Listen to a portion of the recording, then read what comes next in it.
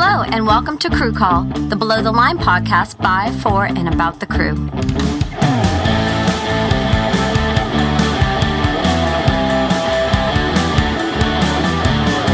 I have Eddie Quintana with us today. He is a writer's PA and a script coordinator, so he's going to be telling us a little bit about that. How you doing, Eddie? Pretty good. Great. So let's just get started at the very beginning. How did you get started in the business? The business, I went to film school, did like a few weird, short films and web videos and stuff after that. And somebody I met on that was like, hey, my friend is looking for someone who will cut together audition videos for the new Tom Hanks movie. Do you want to do that? And I was like, yes, absolutely. I'll do whatever. Just because I wanted, to work on a real movie. And so I went in. They hired me as a casting assistant, so I was just taking these audition tapes and then cutting them together to show Tom at the end of the week. And then I made an impression on the casting director, who at the end of the week was like, would you want to continue working on the movie? And I was like, yes, absolutely. And she was like, okay, well, I'm going to try to get you hired as a PA. So she did, and I got hired as an office PA. So my 1 week job turned into, I think, like 14 weeks. Nice. And then from there, I worked on a few different movies, and I was working on a movie where they were expecting a lot of rewrites, so they needed a kind of designated script coordinator, and they asked, like, who in the office knows how to use Final Draft? I knew from film school, and I had kind of written scripts on my own, so I shyly raised my hand, like, I know how to use Final Draft. They're like, great, you're the script coordinator. And that movie was Argo, which you probably have heard of. Yeah. And then from there, I got a job on a TV show that is equally as hard hitting as Argo, which it was the Disney Channel sitcom, and that's kind of where I went. You were just in the right place at the right time, weren't you? Yeah, I was always the right place at the right time. I was really, really, really lucky in that way. And then I also think that being nice helps. Like, if I hadn't been nice to the casting director, and I don't just mean polite, but I tried really hard to be a nice person. And I think that is what kind of separated me and what got me noticed in that way. Yeah, you're easy to work with. You followed direction. I'm sure you're very respectful and considerate. So, yeah, that does go a long way. Yeah. So now those first jobs, was that as a the coordinator, or was that as the writer's PA? So my first TV job, I was a writer's PA, and then after 7 or 8 months, I got promoted to script coordinator. Okay. So what is the difference? It's a little bit different depending on kind of where you go. The bigger the room, the more writers' PAs they might have. In my room, there was one script coordinator and one PA.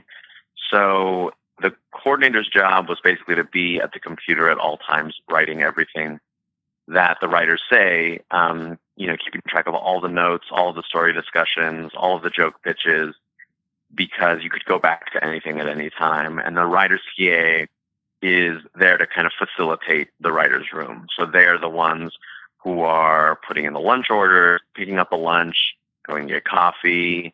On that show, preparing the scripts each night for the hard copy distro. So printing off 115 scripts and putting them together. So a script coordinator is kind of like you're taking minutes, like in a meeting. You're taking down everything so they can go back. Yeah, the court reporter. All right. So I have a listener here. Her name is Allie, and she would like to know, as far as the daily grind goes, how does being a writer's PA differ from being an office PA?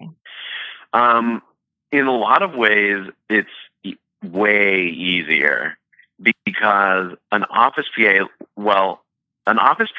you're serving department. Whenever any department needs something, it seems like it always falls on the production office to figure out a way to do it. At least that was my experience on movies. Okay. And with the writer's PA, I'm serving is probably isn't the right word, but I'm responsible for taking care of these, 8 or 10 or 12 people. And like, that's it.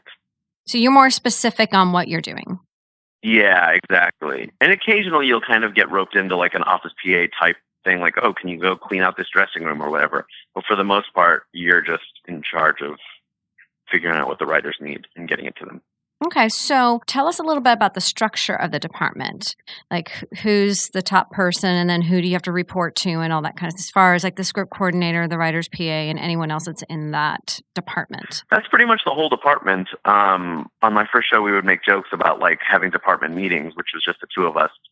We would have a department meeting every night as we were proofing that night's script. And then beyond that, there's the showrunner who, when the script coordinator has questions, he or she takes it to the showrunner. So in some ways, you have like kind of a direct line to the showrunner, whereas other departments there's layers, but you are working closely. So you kind of get to see. I don't know. It's like you're still a PA, but you have a front row ticket. Is probably a front row seat is a good way of looking at it. All right. So what is it like on a typical day? Typical day when I was a writer's PA was you'd get in a half an hour before the writers, which was, I think I was getting in at like 10 o'clock, or maybe 9:30, kind of making sure the room is tidy and has everything it needs, the fridge is stocked, which I was always horrible at that part of the job. And then the writers roll in, you get them their lunch menu for where we're going to go to lunch that day. Invariably, someone will veto where we're going to lunch that day. So then you have to like figure out a new place to go to lunch and try to please everybody. But especially later in the season, it's impossible. And like more and more restaurants get vetoed, and you're going to like the same 4 or 5 restaurants every week. Can't you call a lunch truck? Yeah, you could, but the writers that I was the PA for didn't want to eat with production. Like some rooms go down and they just eat production lunch. Our room was not one of those rooms. One of the reasons was that we ate lunch at a different time than production did. Like we ate it earlier or later, I forget. So I used to fax the lunch order in, and then you could call them to confirm it, which is like its own set of problems because who uses a fax machine anymore? And then you go pick up the lunch, pay for it, pray that they're not stealing your credit card information, which did happen to me on a couple of occasions. Oh, no. Bring it back, make sure, you got to check the lunch at the restaurant to make sure they didn't forget anything, which they probably did. Bring it back. Then you have to hear the writers complain about how they specifically asked for no broccoli or double broccoli or something. You eat your lunch, and then in that room, there was a 2 o'clock coffee run, so I knew everyone's order. I would print it out, make sure that everyone wanted what they usually got. Take it to Starbucks, get the coffee, come back. So that'll bring me back around 2:30. And from there, it was kind of like I was free. Like there was nothing, no daily responsibility that I had. So I could be in the writer's room with the writers and like help them break a story or pitch jokes. And I use the word help very loosely. Like it was more like watch them break stories or pitch jokes. There were, especially after it had been no longer, they would kind of turn to me and ask, like, do you have any pitches or what do you think about this? But for the most part, I don't want to give the impression that I was in there like, this is what we're going to do, guys. Right. Is there anything else for a writer's PA? So then at the end of the day, assuming it's a rewrite day, at the end of the day, you have a script to put out. So the script gets rewritten, and between the writer's PA and the script coordinator, we would proof the script and then prepare. There's kind of extra paperwork that goes along with the script. We prepare that each day, and then when it was ready to be sent out, the script coordinator would email it out to everyone who gets it, and then I would go and make the copies and put brads on the script and get it to the departments that needed to get it that night. Okay, so now what is your day like as a script coordinator? For script coordinator, you get there, as long as you're there before the writers, it's fine. You have an idea of where you think they're going to start, whether we're going to start with kind of blue sky story ideas, or we're going to pick up where we left off in a particular story or a particular script. So you just kind of get any documents ready, bring them up on the computer, and the computer is hooked up to monitors throughout the room. And a lot of writers would also like to have hard copy of the most recent notes. You print out any notes that they're going to need, just so that you're set, so that when the writers get there at 10 or 10:30 or whatever time, everyone has everything they need and we can jump right in. I mean, you never do jump right in. You usually kind of talk for a few minutes about like, how's everybody's night? What are you doing? Or, just to kind of ease your way in. And then for the whole day, as long as there's a discussion going on in the room, the script coordinator has to be at the computer writing it down. So that's how it goes in terms of the story process. If it's a rewrite day, you'll either have a table read in the morning or a run through in the afternoon, and you'll start the rewrite as soon as you get back to the room. And again, the script coordinator is in charge of making every change, literally putting every change into the script and then proofing it and emailing it out at the end of the night. Ah, okay. So now where does a writer's assistant fit in? The shows that I've been on, there was just a script coordinator and a writer's PA, and a writer's PA is kind of the same as a writer's assistant. Oh, okay. From what I've heard, shows used to have like a whole team of assistants because there was like other things that they needed to be doing at the same time, that it was like too much responsibility for one person. I assume, I don't really know. And then especially before there was like final draft or computers or whatever, you needed to like people would hand write the rewrite and then they'd have to send it to another room to get it typed up. Which, that's like crazy to me, but apparently that's how it used to work. Now, what type of tasks are surprisingly difficult to perform? Like, what would be your most difficult versus what's the easiest thing to do? And let's go with the writer's PA first. There's no part of a writer's PA job that is difficult, I think. There's no time where you're like, diffusing a bomb or performing open heart surgery. It's just that everything needs to be done right now, exactly. It's like an office PA. Like, it needs to be done right now, exactly the way you were asked to do it. So, like, getting lunch on time isn't a difficult job, but just needs to get done. It is of the utmost importance that lunch get there at 1:00. And as as someone who sat in the script coordinator seat, where like you are in charge of getting your own lunch, like it's weird how important it is that it gets there on time. Like when I was a writer's PA, I was like, what difference does it make if it's there 5 minutes late or 10 minutes late? But when you're just waiting and you're like stuck in this room and you're going to keep working until like lunch is your only savior, like that suddenly becomes so important. Like it's your only road to freedom is seeing the PA show up with those bags of food. And the same is true. Like I joked earlier about a job that I was horrible at. I was horrible at keeping the fridge stocked with bottled water, just because like I didn't drink bottled water, so I would just forget. Like that wasn't a difficult job. I was just bad at it. What's the easiest part of it? I mean, it's all, I don't know. Maybe I'm totally wrong and there's like a long list of writers who are like, no, you were horrible at your job. But like, I feel like it's all pretty easy. It just needs to get done right away. And doing like kind of personal assistant stuff was always really tough for me. But again, it's not difficult to go fill up a writer's car with gas, but it always was like a little soul sucking to do it. What they give you is not hard, but it's just the fact that you have to run around and do all this stuff for them immediately. Yeah. And I want to be clear because I feel like writers I work with are going to listen to this. I worked with super nice writers, but it's like working in production, in any aspect of production, is different from having a normal 9 to 5 job. Right. In production, and specifically in a writer's room, you have to be in the room when the room is up.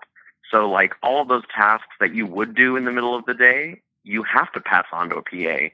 Otherwise, they're never going to get done. So now how about a script coordinator? Because I was the writer's PA. So script coordinator, what would be the most difficult thing? So a script coordinator's primary job, as I said, is to type everything that's being said. And a lot of times the writers think that they're the only one speaking particularly when things are not going well and everyone is speaking at once, each writer hears themselves first, right? I mean, that's like human nature. And they don't realize how difficult it is to listen to everyone who's talking at the same time and like try to figure out which of those things needs to be written down, at the top of your priority list, because ideally you would write down everything, but that's like impossible to do. So like sitting there and trying to figure out which direction the notes should go in or the rewrite should go in or whatever. I mean, it's not the script coordinator's job. It should be the showrunner's job, but a lot of times the showrunner is figuring it out as well. So it's like sitting there and the pressure of like, which way do I go? Which way do I go? I got to go with someone, like that's the hardest part of that job. All right. So now what would be the easier thing to do as a script coordinator? The longer that I was a script coordinator, the more I look forward to run-throughs, because I didn't really have to do anything for an hour or 2 hours out of the day. Like it was just a chance to like stand up, you go on stage, you walk around, which you don't get to do during the normal day. I'm like, man, it's kind of like Stockholm Syndrome now that I'm talking about it, because it's like just the idea that I could just walk around and I'm watching the run through and I'm keeping track of where the laughs are and stuff like that. But like the degree of responsibility was so much lower that it was like a nice break from my day. All right. Well, you get to stretch your legs, walk around a little bit, have a different view. All right. So how much influence do you have on the final product? Yeah, Writer's PA has almost no influence on the final product. After I had been there a few months, the showrunner encouraged me to pitch jokes, and I would do that. So occasionally I'd get a joke in, which is great. But for the most part, I mean, you're in a room of experienced writers, and it's not your place to slow the conversation down by being like, what if we went this direction, But what if you have a brilliant idea? If you have a brilliant joke pitch, then you should by all means pitch it. But in terms of a story idea, like someone else in the room is probably going to come up with it. And I'm not saying, we weren't breaking the most complicated of stories. I worked on a Disney Channel sitcom. So the voice of reason was well represented in those rooms. Or the voice of like sound storytelling was always represented. The script coordinator has a little bit more influence because you're at the keys.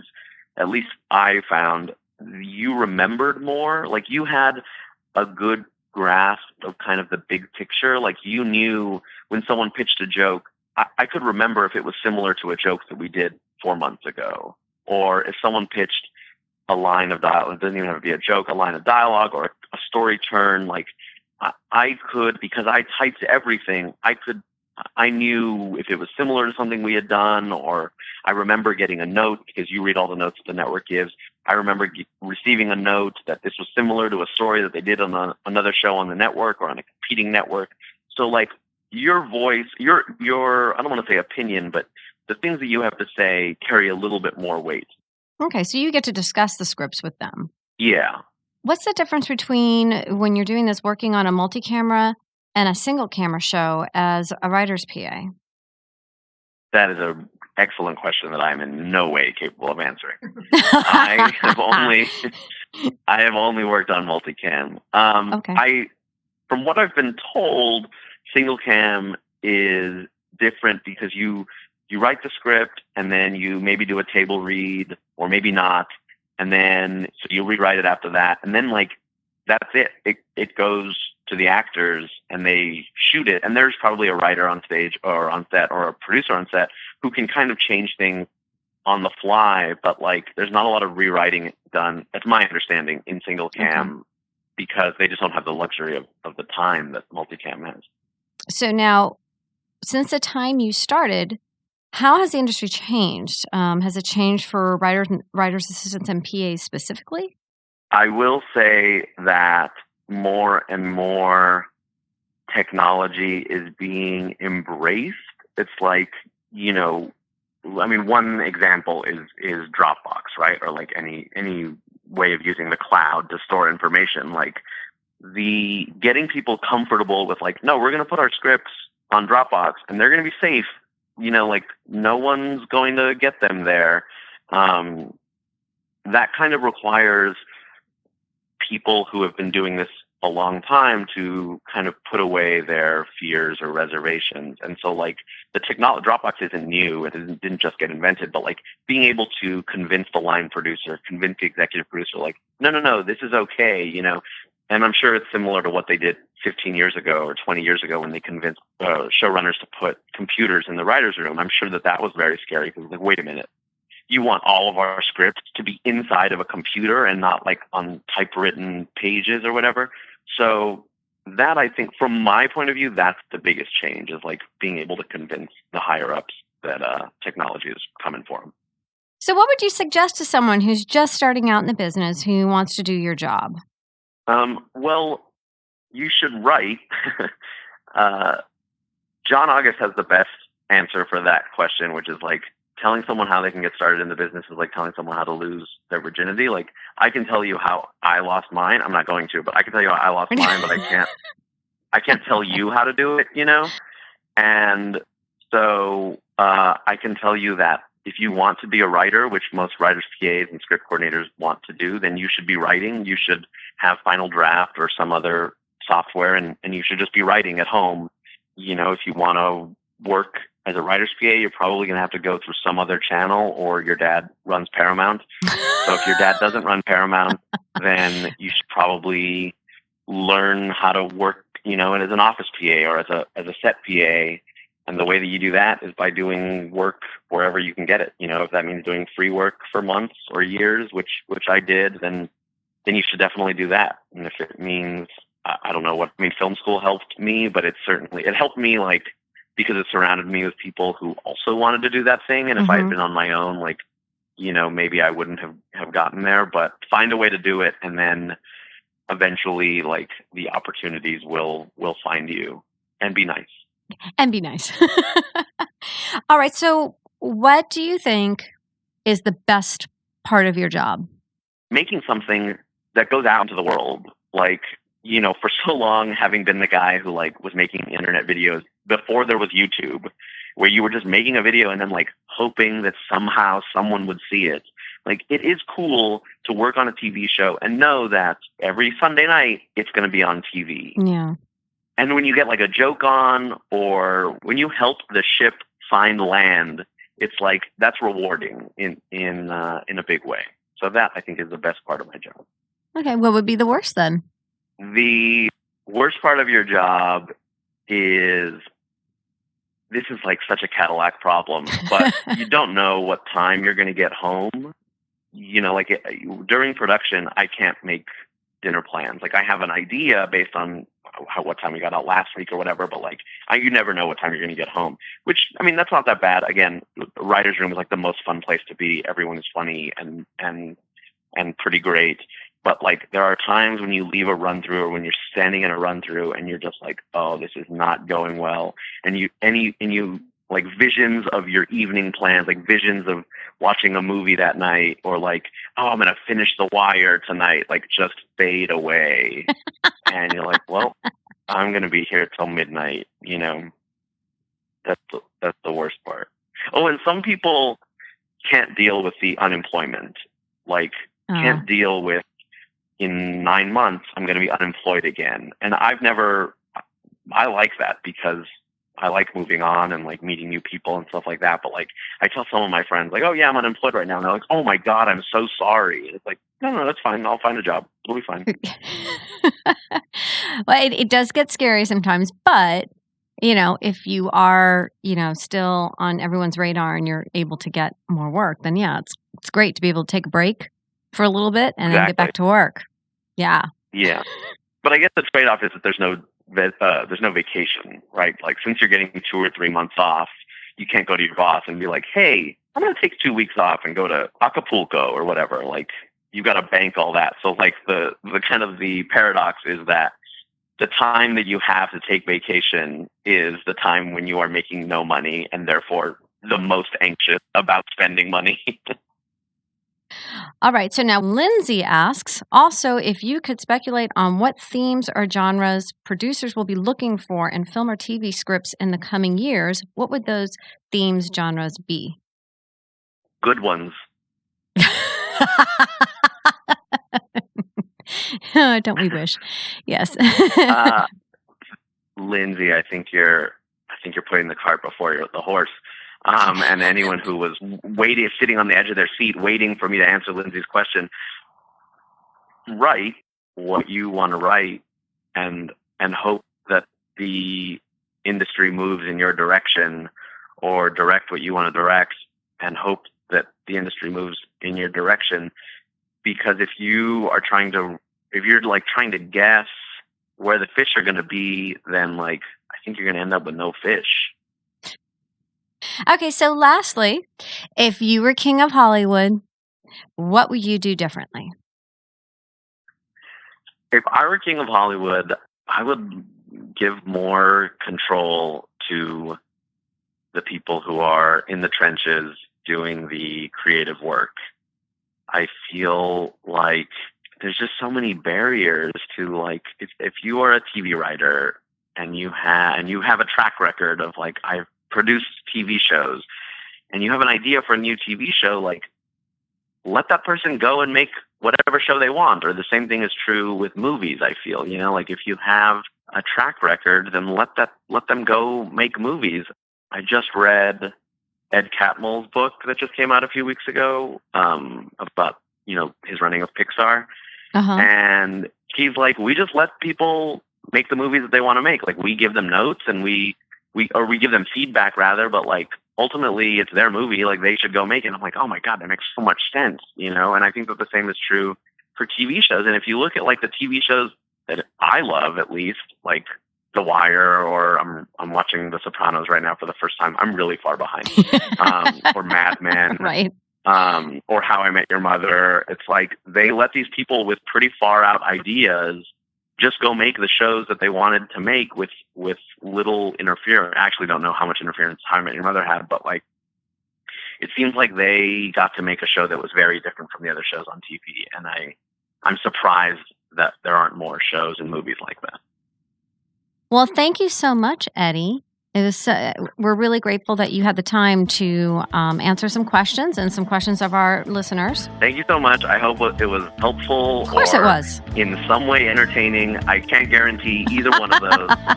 It is always helpful. It's always And if anyone I've worked with is listening to this, please don't think less of me if I made fun of you over the course of this. Sorry for not stocking your refrigerator, and please give me a job. Thank you so much, Eddie. We appreciate it. All right. Thanks so much. Talk to you again, hopefully. Okay. Bye. Bye.